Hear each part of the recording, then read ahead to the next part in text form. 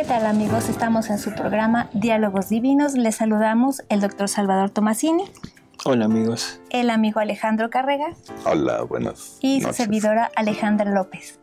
Bueno, continuamos con el tema de María. Seguimos en mayo, un mes precioso para dedicarlo a ella. Estamos ahorita meditando el libro de la Reina del Cielo en el Reino de la Divina Voluntad que le dictó a Luisa. Y empezamos con los pasos. El paso que sigue sería el quinto paso. ¿Qué le parece, doctor? El cuarto paso. El cuarto paso. Así es. Sí, o sea, recordamos nada más que en el programa pasado habíamos visto los primeros tres. ¿Qué es lo que significan estos pasos? O sea, nos está narrando prácticamente la creación de su alma. O sea, esa creación donde ella recibe todos los dones que Dios le quiere dar, recibe la inmaculadez y consigue que esa inmaculadez se quede continua, o sea, durante toda su vida. Y bueno, ahora nos toca el cuarto paso, que creo que es la prueba, ¿no? Sí. Dice ella, nos guiará y sostendrá en todo. Así es. Nada más una cosa, debemos recordar que la Virgen es redimida por anticipado, o sea, se le aplican los méritos de su Hijo anticipadamente. O sea, y por eso es que se redime antes de que ella venga al mundo, se redime en el momento de la creación de su alma.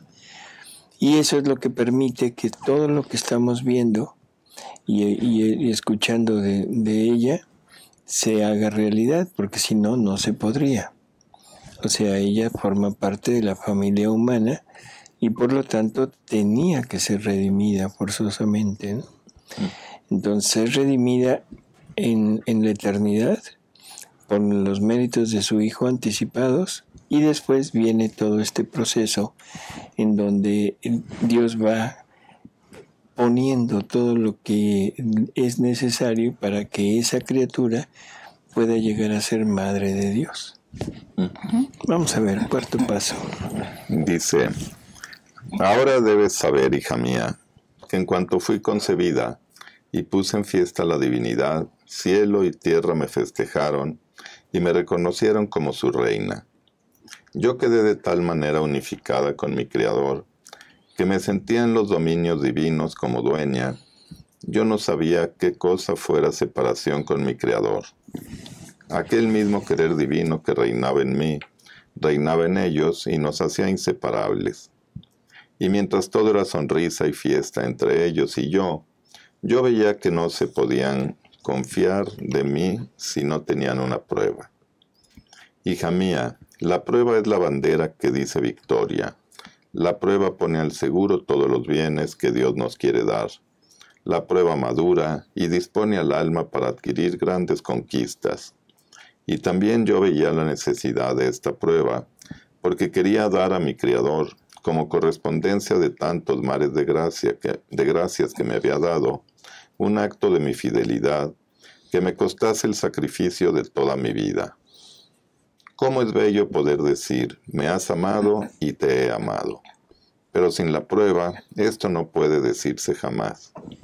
Ahora, escucha, hija de mi corazón, al conocer los graves males de la voluntad humana. Porque creo que vale la pena entender que la prueba es necesaria. Y la causa de que nos hayan dado una voluntad humana capaz de vivir sin la unión con Dios y la capaz de decirle no a Dios es exactamente esta. O sea, el tener una prueba para que Dios se sienta seguro de que realmente queremos aceptar su don. Y aparte del hecho de que debemos ser semejantes a Él, y Dios es libre, por lo tanto el hombre tenía que ser libre.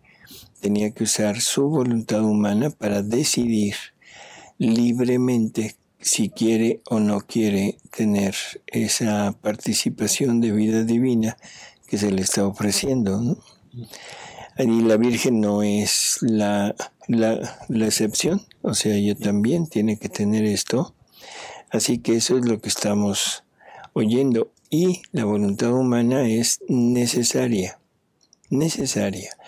En muchas ocasiones hemos oído comentarios y muchas personas piensan que si Dios sabía todo y si Dios sabía que la criatura se iba a salir, que entonces ¿por qué nos dio una voluntad humana capaz de salirse?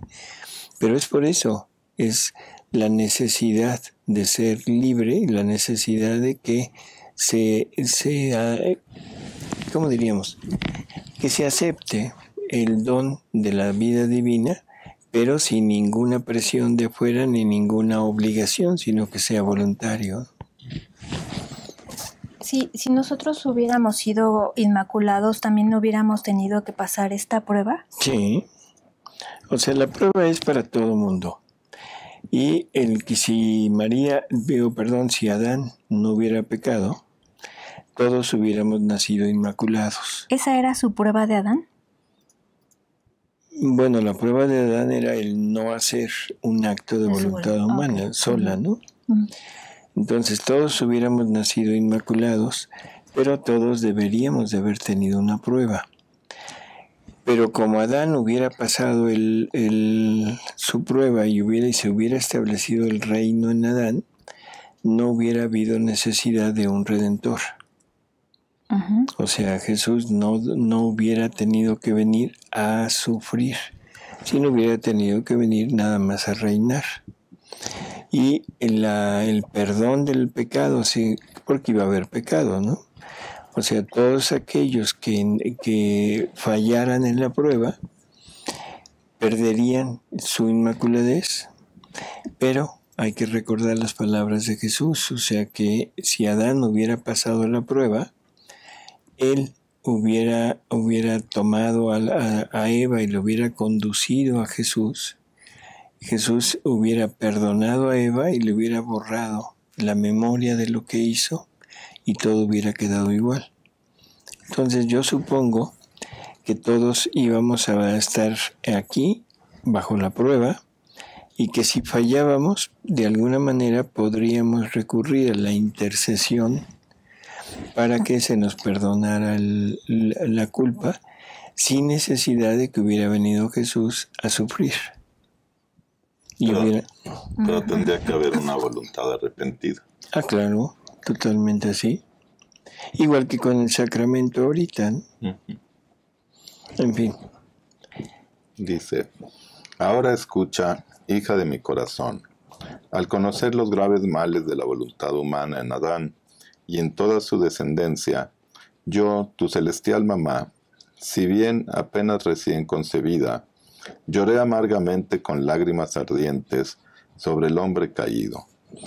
Y el querer divino al verme llorar, me pidió como prueba que le cediera mi voluntad humana. El fiat divino me dijo, no te pido un fruto como Adán, no, sino que te pido tu voluntad. Tú la tendrás como si no la tuvieras, bajo el imperio de mi querer divino que te será vida, y así se sentirá seguro de hacer lo que quiera de ti. Así, el fiat supremo hizo el cuarto paso en mi alma, pidiéndome por prueba mi voluntad, esperando de mí mi fiat y la aceptación de tal prueba. Ahora, mañana te espero de nuevo sobre mis rodillas para narrarte el éxito de la prueba y cómo quiero que imites a tu mamá. Te ruego como madre que no niegues jamás nada a tu Dios. Bueno, o sea, la prueba. Ahí dice que la prueba hace madurar. Uh-huh. Nosotros tenemos pruebas a cada momento. Cuando las superamos, que estamos atentos haciendo actos divinos, ¿va madurando de alguna manera nuestra alma, nuestra relación con Dios? Por eso va madurando en el sentido de que vamos teniendo más conocimiento y va siendo más firme nuestra decisión. Y porque puede madurar tanto para unirnos como para desunirnos. O sea, en la medida que vamos actuando y vamos tomando las cosas y vamos diciendo sí, vamos madurando en el bien. Nos vamos uniendo más a Jesús. Pero también puede ser que yo continuamente diga no Y entonces lo que va madurando es el no, el no pertenecer y el reprobar esta prueba. Ahora, nuestra prueba va a ser durante toda la vida. ¿Y la prueba de María? Pues se la hizo ver en un instante, ¿no? ¿Pero es toda su vida? Sí. Uh-huh. Porque en la eternidad le ponen el plano y María tiene que ver todo lo que ella hubiera podido hacer con su voluntad humana, y a eso es a lo que tiene que decir no. Y entonces todo esto que se iba a desarrollar a través de su vida se reduce a un instante, y en ese instante ella dice sí, y de ahí en adelante ella sigue viviendo inmersa en su propio sí, dicho junto con Dios. Dice, aunque fueran, es que decía, que no niegues jamás nada a tu Dios, aunque fueran sacrificios que te durasen toda la vida. El no apartarte jamás de la prueba que Dios quiere de ti, tu fidelidad y el llamar los designios divinos sobre ti, es el reflejo de sus virtudes, que como tantos pinceles forman del alma la obra maestra del Ser Supremo. Se puede decir que la prueba pone la materia en las manos divinas para cumplir su trabajo en la criatura, y con quien no es fiel a la prueba, Dios no sabe qué hacer con él. Y no solo eso, sino que trastorna las obras más bellas de su Creador. Uh-huh. Por eso, mi querida hija, sé atenta. Si tú eres fiel en la prueba, volverás más feliz a tu mamá. No me harás estar pensativa. Dame tu palabra y yo te guiaré. Te sostendré en todo como a hija mía. O sea, ¿qué nos está diciendo? Que la divina voluntad, o sea, le comparte prácticamente a María la paternidad divina, que en María se convierte en maternidad divina. Y entonces María nos concibe a todos en ella, o sea, al concebir a Jesús, nos concibe a todos y nos acepta a todos, puesto que Jesús nos asume con él. Y Jesús empieza a sufrir desde el vientre de María. Y lógico, María, que comparte la misma vida de Jesús, tiene noticia de esto que está pasando en el interior y se une al sufrimiento de su hijo y se une forzosamente a nuestra vida. Porque Jesús lo que está haciendo es rehaciendo esta vida. Por lo tanto, María tiene que rehacerla también. Y ahora podemos tranquilamente decir que María es nuestra madre, sí, nuestra verdadera madre, porque estuvimos en ella, estuvimos en el vientre de María, ella nos formó, ella nos alimentó, así que no tenemos conciencia de separación con ella. Y todo lo que veamos como separación es una separación que hemos hecho, pero que es ficticia. Nadie puede estar separado de María. Y ahí habla de la palabra infidelidad. Uh-huh. ¿En qué momento somos infieles a Dios? Obviamente cuando salimos de su voluntad. Pero ahí yo creo que actos infieles más grandes que otros. Por ejemplo, si nos acercamos a prácticas de magia, de adivinación, ¿eso es serle infiel? ¿Es serle infiel? Ser infiel y ser adúltero. O sea, Jesús es el esposo de todas las almas. Y entonces, en el momento que el alma se acerca a algo que no es él, y que congenia, que flirtea y que se une con él, es como una unión que están haciendo, pero es una unión de un alma que ya es esposa de Jesús. Por lo tanto, está llegando al punto del adulterio. Está llegando al punto de la fornicación. O sea, estamos siendo infieles totalmente porque estamos entrando en relación con las acciones del no Dios. Uh-huh. Así es. Es el quinto paso. Uh-huh. Dice, en cuanto el Ser Supremo me pidió mi querer humano, y habiendo comprendido el grave mal que puede hacer la voluntad humana en la criatura, y cómo ella pone en peligro todo, incluso las obras más bellas de su Creador. Cómo la criatura con su querer humano, toda es oscilante, es débil, inconstante, desordenada, y esto porque Dios al crearla la había creado unida, como en naturaleza, con su voluntad divina. De modo que ella debía ser la fuerza, el movimiento primario, el sostén, el alimento, la vida de la voluntad humana. Así que con no dar vida a la voluntad divina en la nuestra, se rechazan los bienes recibidos de Dios en la creación y los derechos recibidos en naturaleza, en el acto en que fuimos creados. Oh, cómo comprendí bien la grave ofensa que se hace a Dios y los males que llueven sobre la criatura. Así que tuve horror y miedo de hacer mi voluntad, y justamente temía, porque también Adán fue creado por Dios, inocente, y con hacer su voluntad, en cuántos males no se arrojó él, y a todas las generaciones. Una buena, ¿cómo diríamos? Un buen temor, ¿no? Uh-huh.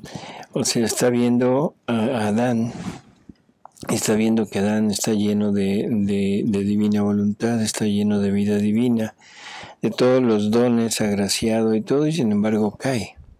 Sí. Entonces, ¿qué es lo que nos dice? O sea, él de repente siente, bueno, la palabra temor, porque entiende que la voluntad humana puede ser capaz, aún conociendo todo, de salirse. Y esto es algo que nos debe de interesar mucho, porque en la actualidad la mayor parte de nosotros ya conocemos algo de la divina voluntad. Ya tenemos una noción de lo que es, ya tenemos incluso cierta, ¿cómo diríamos? Hasta práctica, podríamos decir. Y sin embargo, o sea, existe la posibilidad de podernos salir. Y nos vamos a salir, o sea, a veces con cosas totalmente no contrarias a Dios, pero que son cosas de Dios, pero para otro tiempo. Y no se le hace el suficiente caso a lo que Él nos dice en la actualidad y tratamos de incorporar lo anterior con lo nuevo. Entonces esto entra dentro de este modelo que estás leyendo, ¿no? Sí. O sea, podemos llegar a traicionar a Dios con lo mismo que con lo que nos estamos acercando a Él. Sí, es que es más cómodo tener el control de las cosas de Dios y hacerlas cuando yo quiera, que no tener el control y que Dios las haga cuando Él quiera en mí. Así es. Me da seguridad, ¿no? Y mi zona de confort. Sí. Claro. Sí, o sea, hemos hablado de que el alma está realmente enferma, ¿no? Nos hemos acostumbrado mucho a la parte exterior, a las exterioridades. Sí. Y la exterioridad me da la posibilidad de sentirme, como dices, en mi zona de confort. Porque si yo cumplo con mis exterioridades, me siento que ya cumplí y que estoy muy cerca de Dios y que Dios está, ¿cómo diríamos?, complacido conmigo, ¿no? Si no cumplo mi parte superficial, entonces me siento que fallé. Y bueno, eso de alguna manera está bien porque me lleva a hacer lo que debo hacer, pero todo en punto humano. Cuando no conocemos la divina voluntad está perfecto, o sea, eso es lo que debemos hacer. Pero conociendo la divina voluntad, Jesús nos dice que la persona que tiene que hacerlo más no tiene por qué hacerlo menos. En una empresa, el afanador, o sea, tiene un puesto, el gerente tiene otro y el dueño tiene otro. Y cada uno tiene una responsabilidad. Ahora, ¿qué pasaría si el dueño de la empresa quiere tomar el papel del gerente o el papel del afanador? Sí, no. O sea, no, Sí. todos son necesarios. todos son necesarios y no funcionaría adecuadamente aquel negocio, aquella empresa, si faltara uno de ellos. Sí. Pero no hay por qué estar metiendo en donde no, ¿sí? Entonces, ¿qué es lo que nos está diciendo aquí? En el triunfo de la prueba. Dice que tuvo horror y miedo. Tuvo horror y miedo de su voluntad humana al querer, al ver los males que la voluntad humana puede hacer, pero en esos males está hacer lo que no le toca hacer. Ahí es a donde quiero aterrizar esto.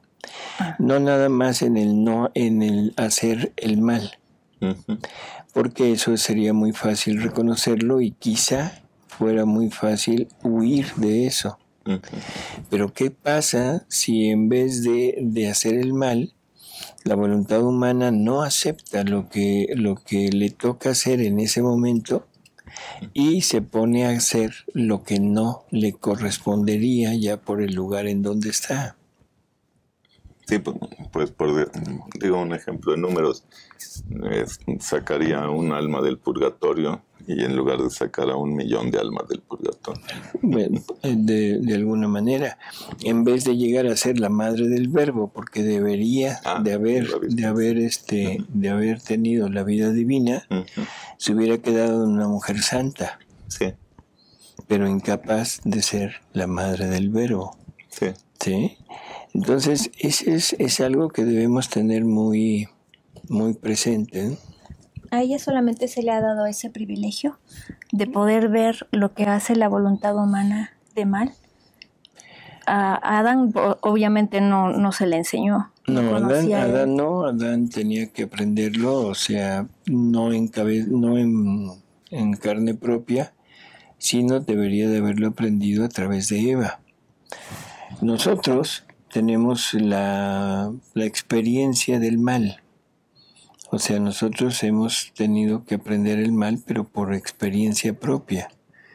Y hemos ido practicándolo, nos hemos ido alejando de Dios continuamente, o hemos hecho actos total y absolutamente en contra de Dios.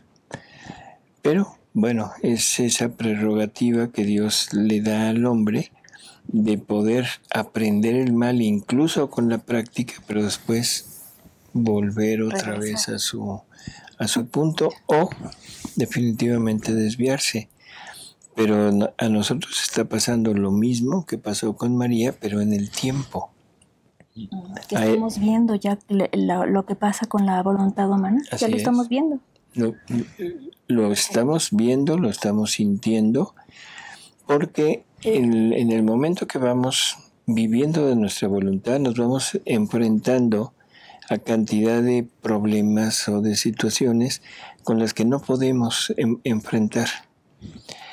Pero en ese momento, o sea, vamos aprendiendo, vamos viendo lo que Jesús nos dice, nos propone, y ahora en la divina voluntad se empieza a mostrar y empieza a decirnos, mira, esto es lo que tú puedes llegar a hacer. Entonces mi prueba, tu prueba, la prueba de Alejandro y la de todo aquel que quiera llegar a vivir en la divina voluntad, empieza a tomar semejanza con la prueba de María. La prueba de nosotros sin la divina voluntad es conocemos el mal y nos platican del bien. ¿Al revés? No. Conocemos el mal porque lo estamos viviendo. Y te platican del bien porque te dicen, mira, los mandamientos, la iglesia, ¿sí? Con la divina voluntad es algo diferente. Esto las personas que nos están oyendo deberían de, si ya han leído algo de Luisa, estarán de acuerdo en lo que vamos a decir. Las verdades de la divina voluntad son una cátedra de bien en el interior. No sé si... Sí, apertura de conciencia. Apertura de conciencia, perfecto. O sea, nos va mostrando una realidad que la vas sintiendo en tu interior. No es platicado, sino yo diría que es vivido. Y esta conciencia nos hace sentir horror de la voluntad humana, lo que sintió María. Así es. Por eso es que digo que ahora se nos está como acercando esa prueba de María, que fue en un instante en la eternidad. Ahora nosotros la estamos empezando a vivir aquí, pero no en un instante, sino en este lapso de vida que nos queda. Y cada día va siendo más patente, y cada día te vas acercando y decidiendo más, o por uno o por otro. Y Luisa, después de años, seguía viendo sus pecados enormes, aunque ya eran mínimos. O sea, ¿qué pecado podría haber tenido Luisa? Y sin embargo se sentía muy mala. Y seguía en la lucha. Así es. En fin, a ver, seguimos. Dice, por eso tu mamá, presa de terror, bueno, me regresó, así que tuve horror y miedo de hacer mi voluntad, y justamente... ¿Por qué? Porque conoció la voluntad humana, conoció las obras de la voluntad humana y los efectos de la voluntad humana. Es lo que estamos diciendo ahorita. Nosotros ya lo conocimos. La Virgen conoció lo que nosotros somos. ¿Ese horror se va a sentir en el momento de la muerte? Cuando ya Dios se revele tal cual es y nos dé su sabiduría y nos haga ver las cosas como Él las ve. Vamos a ver el gran daño de la voluntad humana. Así es. Obrante en vez de la divina. Y luego te van a poner lo que deberías de haber sido si se hubiera vivido en la voluntad divina. Al alma que llegue a vivir en la divina voluntad aquí en la tierra, nos lo están dando a conocer. Yo no sé, voy a decir algo así al azar. Alguien que sea, ¿qué será? O sea, que le guste robar, o que le guste, no sé, la parte de la sexualidad, o sea, la libidine y todo. Son cosas que le agradan, que lo halagan, pero en la medida que vamos conociendo esto, llega un momento en que eso ya no te halaga, ya no te agrada, sino sientes disgusto por aquello y viene aquel arrepentimiento de haberlo cometido. Y cada vez, en la medida que vamos penetrando, el solo pensamiento fugaz de aquello te genera conflicto, ¿no? ¿Por qué? Porque nos estamos acercando a la luz y la luz te va dando esa posibilidad de ver la realidad. Dice, y justamente temía porque Adán fue creado por Dios inocente y con hacer su voluntad en cuantos males no se arrojó él y a todas las generaciones. Por eso tu mamá, presa de terror y más por el amor hacia mi Creador, juré no hacer jamás mi voluntad, y para estar más segura y testificar mayormente mi sacrificio a aquel que tantos mares me había dado de gracias y privilegios, tomé esta mi voluntad humana y la até a los pies del trono divino en homenaje continuo de amor y de sacrificio, jurando no servirme jamás, aun por un solo instante de mi vida, de mi voluntad, sino siempre de la de Dios. Esa es otra parte de la grandeza de María, ¿no? Porque ella juró en un momento, pero toda su vida terrena tuvo que estar en ese juramento, en ese fiat que dio, Sí, pero porque como lo dio en la eternidad, ese fiat que dijo ahí se corre a toda su vida. O sea, en la eternidad el acto es en un instante. Y luego cuando este acto de ese instante se sumerge en el tiempo, se tiene que ir prolongando y viviendo, y cumpliendo. Pero como ya estaba el sí, ese sí se desarrolla en toda su vida. Ella ya no tuvo esta pelea que tenemos nosotros constante. Ella la tuvo acá. La vence, ¡bum! Y en ese momento, ya en el tiempo se desarrolla totalmente, ¿no? Y algo que es importante, y lo voy a decir quizá adelantándome un poquito, ese sí, dicho en la eternidad, es lo que consigue que la inmaculadez que Dios le había dado permanezca durante toda su vida. O sea que María es inmaculada, sí. ¿Es inmaculada por creación? Sí, pero también es inmaculada por decisión. ¿Sí? No es nada más un don de Dios y ya, sino es un don de Dios, pero es un don de Dios que María lo acepta, lo asume y lo vive toda su vida en ese momento de la eternidad.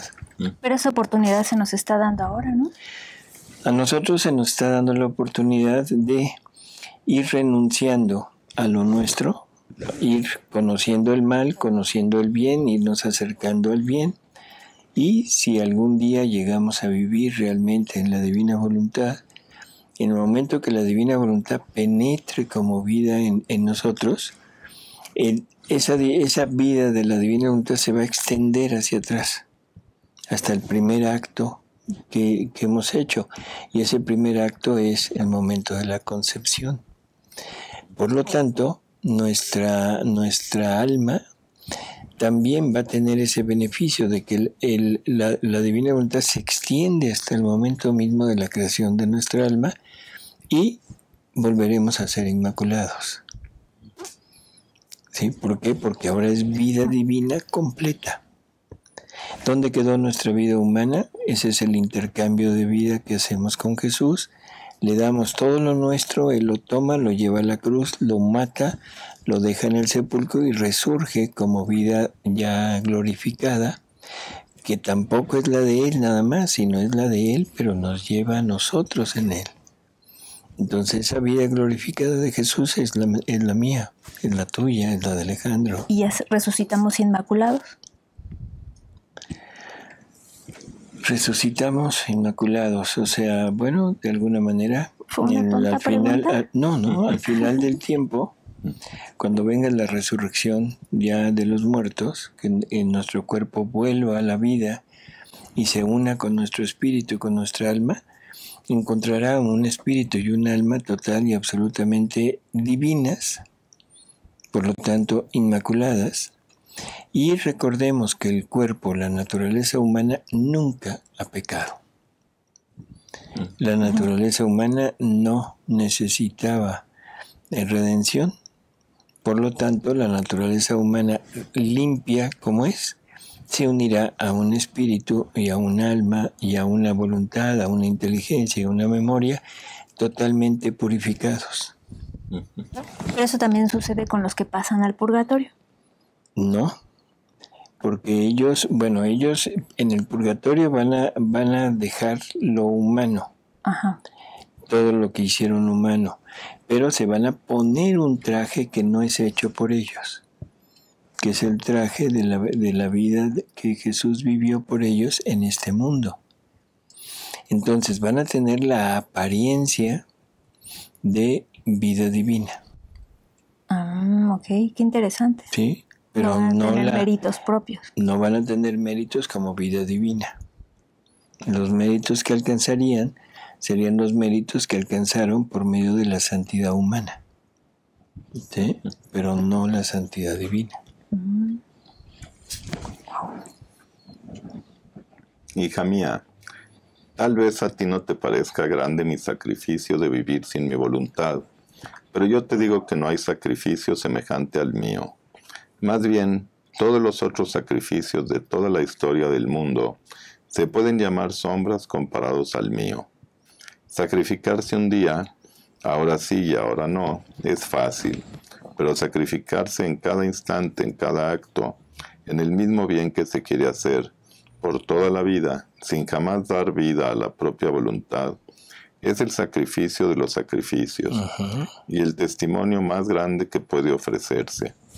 Esa afirmación de la Virgen es de tomarse muy en cuenta, ¿no? Porque no hay sacrificio mayor que el vivir en la divina voluntad. El no darle nunca vida a ni siquiera un respiro en la voluntad humana. Sí, y dice sacrificarse en el mismo bien que se quiere hacer. Así es. O sea, aún en lo bueno, en lo santo, en el bien, no hay que dejar que la voluntad humana sea la que lo haga. Dice, es el sacrificio de los sacrificios y el testimonio más grande que puede ofrecerse y el amor más puro, cribado por la misma voluntad divina que puede ofrecerse a nuestro Creador. Es tan grande este sacrificio que Dios no puede pedir nada más de la criatura. Fíjate lo que está diciendo. Dios no puede pedir nada más, ni el alma le puede entregar otra cosa. Sí, dice, ni ella puede encontrar cómo puede sacrificarse más por su Creador. Así es. Porque aquí es la pérdida total de todos los derechos. Es la pérdida total de toda dependencia de la parte humana y estar total y absolutamente al servicio de la voluntad divina. ¿Ese es el abandono? El abandono total, así es. Cuando y esta voluntad divina entrando en ti, te dote de todo lo suyo, todo lo suyo, para que ahora tu voluntad, despojada de todo lo de ella, tome todo lo de la divina voluntad y obre. Pero entonces ya no es un acto hecho por, ¿cómo diríamos? Un acto humano. Ya no se mueve lo humano en ese acto. Ahora se mueve lo divino. No sé, imaginémonos un motor de coche, un coche. Tienes un coche lo máximo. Y tiene un motor también, máximo motor, y puedes hacer correr a la velocidad que quieras en él. Pero llegas y le echas, en vez de gasolina, degradas la gasolina y le echas, no sé, mitad de gasolina y mitad de agua. Con todo lo potente que es aquello, no va a poder desarrollar todo lo que es capaz. Si le empiezas a agregar un poquito más de gasolina, empieza a funcionar mejor. ¿Y qué tal si un día llegas y le echas gasolina totalmente de la de más alto octanaje? Ya es toda la potencia. Es toda la potencia que es capaz. No sé si se entiende el símil. Sí, claro. El agua sería la voluntad humana. Y entonces no te permite actuar. Y cuando esa misma voluntad humana haya quitado toda su agua, entrará toda la gasolina de la voluntad divina, pero seguirá siendo la voluntad humana la que actúe, no la voluntad divina.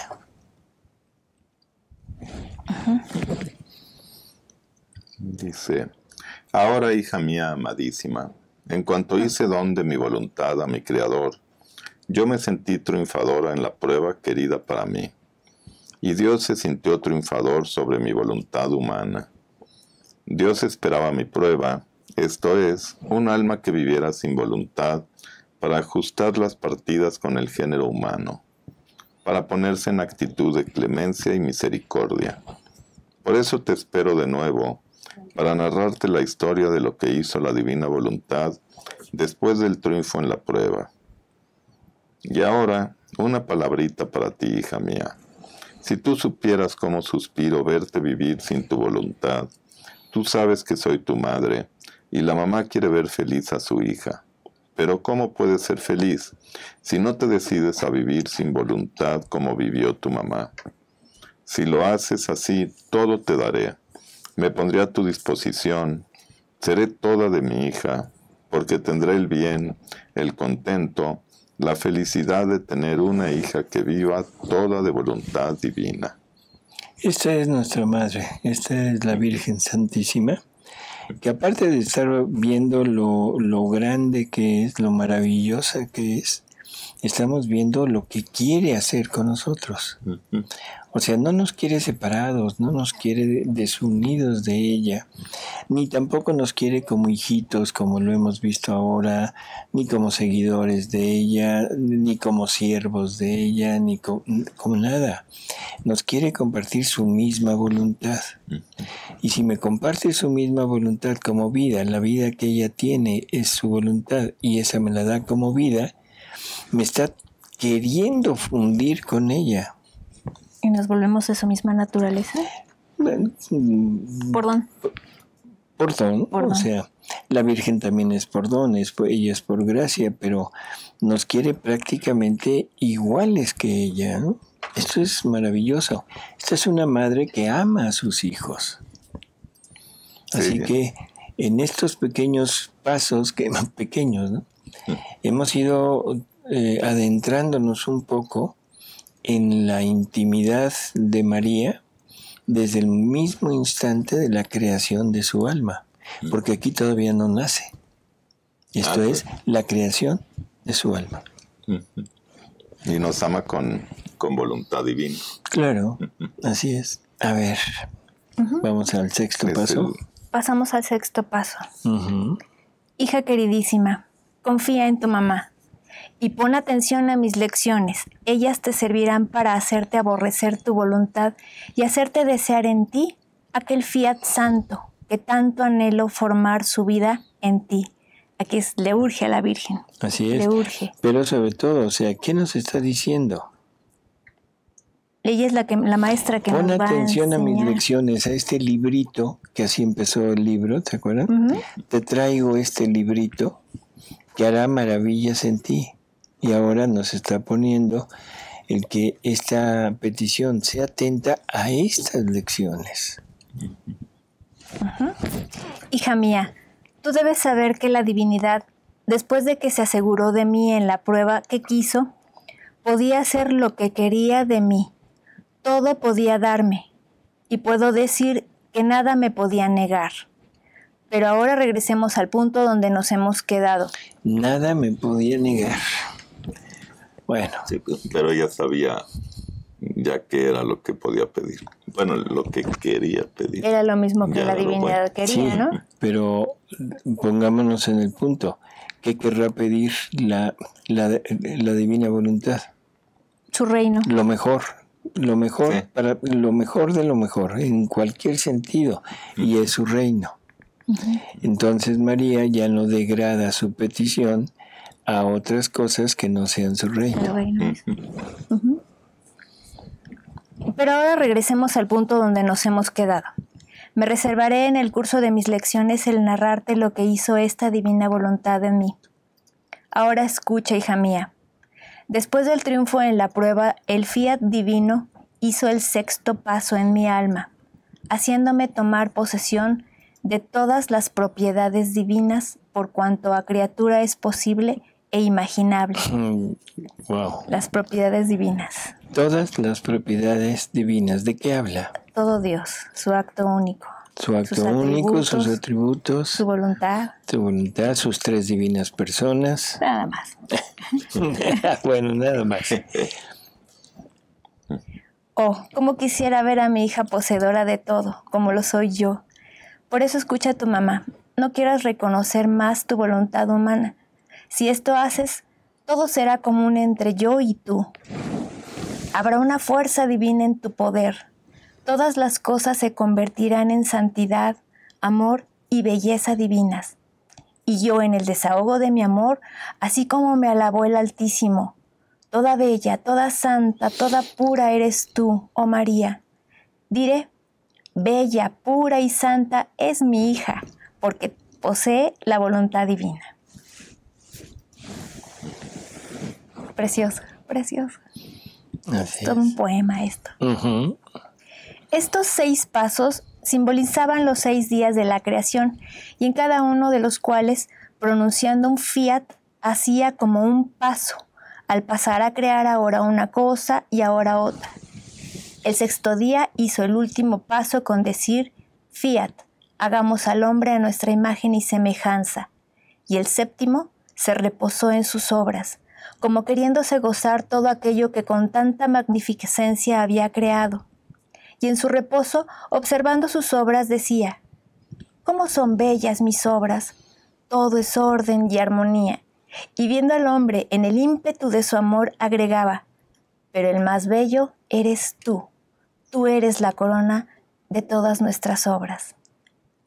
Ahora, mi creación superó todos los prodigios de la creación, y por eso la divinidad quiso hacer con su fiat 6 pasos en mí, y comenzó su vida plena, entera y perfecta en mi alma. Y oh, en qué alturas divinas fui puesta por el Altísimo. Los cielos no podían ni alcanzarme ni contenerme. La luz del sol era pequeña ante mi luz. Ninguna cosa creada podía alcanzarme. Yo navegaba los mares divinos como si fueran míos. Mi Padre Celestial, el Hijo y el Espíritu Santo suspiraban tenerme en sus brazos para gozarme a su pequeña hija. Navegaba los mares divinos. ¿Qué es eso? En Dios mismo. Los mares de pureza, los mares de potencia, de sabiduría, o sea, todos los atributos divinos. ¿Qué será? ¿Qué será la pureza divina? No tenemos una idea. Sí. ¿Qué será la potencia divina? ¿Qué se sentirá estar sumergido en ese mar de la potencia divina? O sea, no tenemos ni siquiera la más remota idea de lo que estamos hablando, ¿no? Sí, ¿no? ¿Cómo entender? Así es, de la pureza, de la dulzura, de la bondad, de la omnividencia, de la omnipresencia, de todo lo que Dios es. Por lo tanto, esto es vivir a Dios, esto es el cielo. María está viviendo ya prácticamente en el cielo. Está inmersa en todos los atributos de Dios y está siendo como dueña. Como dueña. Eso es otra cosa que también hay que entender. No está ahí como invitada, como hija, no, está como dueña. Esa también es promesa para el alma que vive en la divina voluntad. Claro, porque lo que está logrando esto es la divina voluntad. Uh-huh. En la medida que nosotros vayamos y estemos en la divina voluntad, será en la medida en la que podamos estar realmente comparándonos en ese tipo de vida que llevaba la Virgen. Ahora podemos estar comparando nuestro estilo de vida cuando estemos en la divina voluntad. Y desde esta vida, no después de la muerte. Desde esta vida estaremos en el cielo. Y ahora simplemente una pregunta. ¿El cielo será un lugar? ¿No? Si lo podemos vivir desde aquí. Si vamos a navegar los mares inmensos, infinitos de Dios, ¿en dónde podrán estar encerrados? Sí, pues en ningún lado. En ningún lado. Y ahí es donde la persona al morir sin la divina voluntad, al verse frente a todos esos mares, ha de sentir horror de verse y por eso tiene que pasar al purgatorio. Así es. O sea, ella misma se verá que no es posible que ella esté en ese lugar, en ese estado de vida y por eso tendrá que ir al purgatorio para purificarse y poder ser adaptable a aquel medio. Uh-huh. Seguimos, ¿sí? Y el contento que experimentaban al sentir cómo los amaba. Les rogaba y adoraba a su Alteza Suprema. Mi amor, mis plegarias y adoraciones salían de dentro de mi alma, del centro de la divina voluntad. Sentían salir de mí olas de amor divino, castos perfumes, alegrías insólitas que partían de dentro del cielo que su mismo querer divino había formado en mi pequeñez, tanto que no terminaban de repetir: toda bella, toda pura, toda santa es nuestra pequeña hija. Sus palabras son cadenas que nos acercan, sus miradas son dardos que nos hieren, sus latidos son flechas que flechándonos nos hacen delirar de amor. Sentían salir de mí la potencia, la fuerza de su divina voluntad que nos hacía inseparables, y me llamaban nuestra hija invencible que llevará victoria también a nuestro ser divino. Ahora, hija, escúchame, hija mía. La divinidad llevada por un exceso de amor hacia mí me dijo: Hija nuestra amada, nuestro amor no rige, se siente sofocado si no te confiamos nuestros secretos. Por eso te elegimos como nuestra fiel secretaria. A ti queremos confiar nuestros dolores y nuestros decretos. A cualquier costo queremos salvar al hombre. Mira cómo va al precipicio. Su voluntad rebelde lo arrastra continuamente al mal. Sin la vida, la fuerza, el sostén de nuestro querer divino, se ha desviado del camino de su Creador y camina arrastrándose en la tierra, débil, enfermo y lleno de todos los vicios. Pero no hay posibilidades de salvarlo, ni otras maneras para que salga, sino que desciende el Verbo Eterno, tomar sus despojos, sus miserias, sus pecados sobre sí, hermanarse con él, vencerlo por camino del amor y de penas inauditas, darle tanta confianza para poder ponerlo nuevamente en nuestros brazos paternos. Oh, cómo nos duele la suerte del hombre, nuestro dolor es grande. No podíamos confiarlo a ninguno, porque no teniendo una voluntad divina que los domine, no podían jamás comprender ni nuestro dolor, ni los graves males del hombre caído en el pecado. A ti es dado, porque posees nuestro fiat, el poderlo comprender, y por eso, como secretaria nuestra, queremos revelarte nuestros secretos y poner en tus manos el cetro de mando, a fin de que domines e imperes sobre todo. ¿Qué están haciendo con la Virgen? Les están dando el poder de hermanar a los hombres con la divinidad. Uh-huh. Y le están dando el encargo de cooperar en la salvación de todas las almas. O sea, le están dando esa prerrogativa de decir, ahora tú también puedes. Pero no le decían tácitamente que ella iba a ser la madre del Redentor, todavía no. Todavía no, pero bueno, no se lo dijeron, pero ya le están dando a entender que con todo lo que le han dado, ahora al hacerse la secretaria, o sea, la receptora de los secretos divinos, le están dando la posibilidad de poder actuar junto con Dios para llevar a cabo todos esos secretos divinos, porque el secreto divino es primero el dolor que siente por la pérdida del hombre. María empieza a sentir el dolor y Dios mismo siente ya en forma humana el dolor divino, lo empieza a sentir en María, no en Jesús. No en Jesús, sino en María. Y luego le están hablando de todo lo que se necesita hacer y la están llevando, incitando a decir, ayúdanos, sé corredentora. Digo ese, ¿no? Y ahora la Virgen le dice a Luisa, por favor, vente conmigo. Y a través de Luisa nos está diciendo a todos aquellos que queramos llegar a vivir en la divina voluntad, esto es para todos. ¿Nos asocia? Claro. Y le dice poner en tus manos el cetro de mando, uh-huh, a fin de que domines e imperes sobre todo. Sobre todo. Pues amigos, esta es nuestra mamá. Esta es la Virgen, y con esto que hemos estado oyendo, apenas acabamos de ver la creación de su alma, podemos entender que la Virgen conocía todo.